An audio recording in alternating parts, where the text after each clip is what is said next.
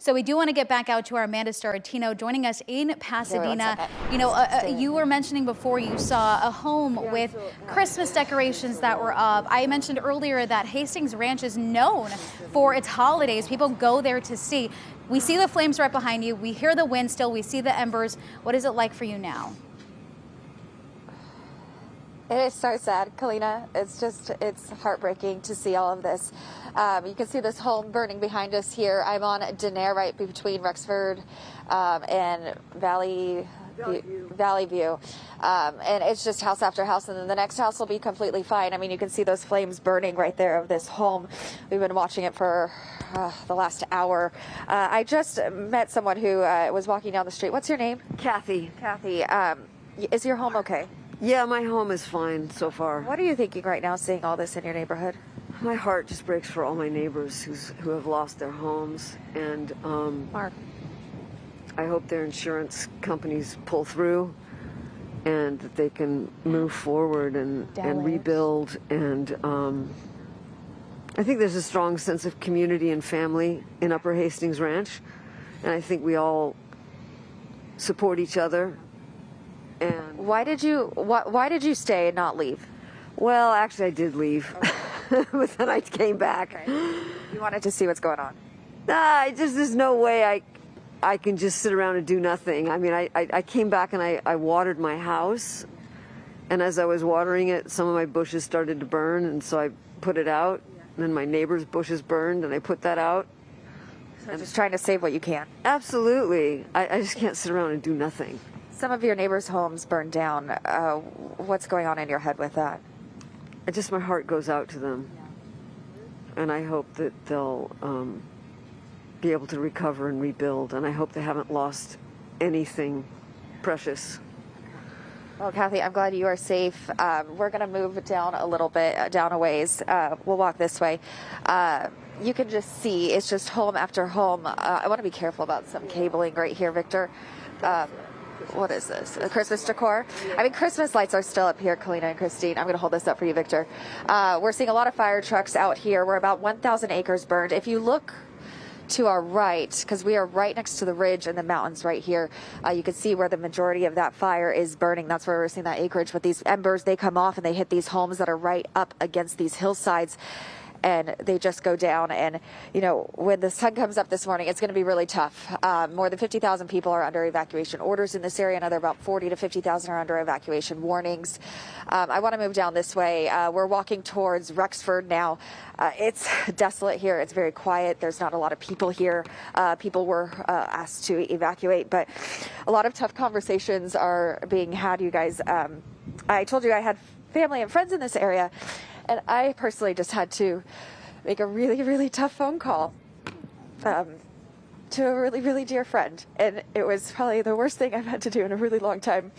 And my heart just goes out to these families that are watching this morning on whatever channel and are going to see this later and had to leave their homes in one piece and are coming back to it looking like this.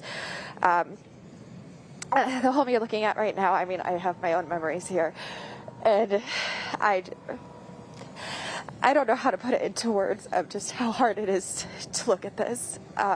We actually had to walk away for a bit because it's hard. I see this driveway and I just see us laughing and giggling and telling stories to our friend's mom about the adventurous weekend we had. And I know the memories that my family and friends had in this home too. And I know that's what a lot of people are thinking when they see all these homes across Southern California this morning that look a lot like this. So I'm praying for these families, and God bless Southern California right now, because this is just absolutely devastating. Kalina, Christine. Amanda, we appreciate you sharing your story. And we know earlier when you had walked by, you had mentioned that you had a friend that lived there. And now you just mentioned you had to make that really difficult phone call. And what you just described is something that, like you mentioned, so many people are going to be waking up to see their homes destroyed and just reminiscing on those memories.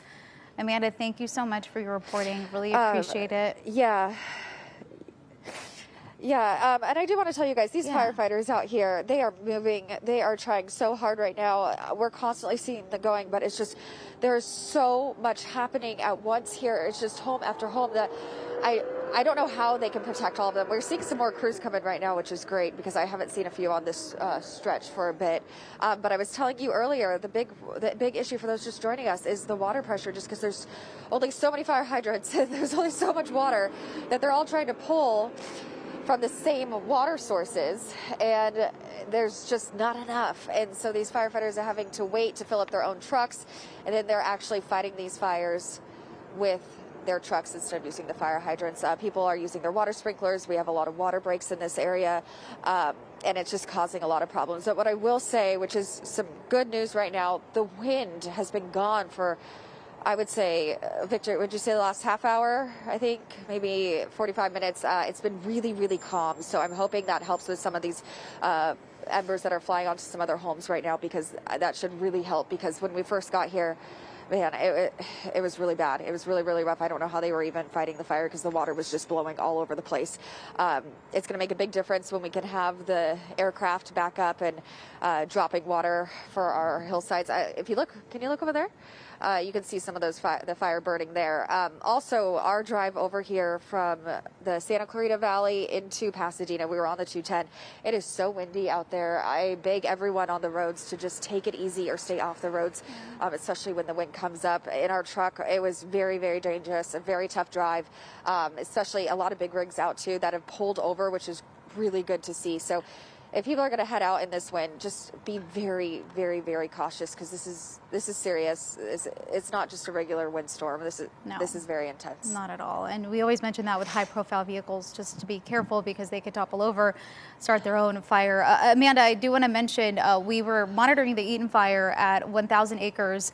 Your lower third has been updated. We have an update now from CAL FIRE where it's now 2,000, a little more than 2,000 acres.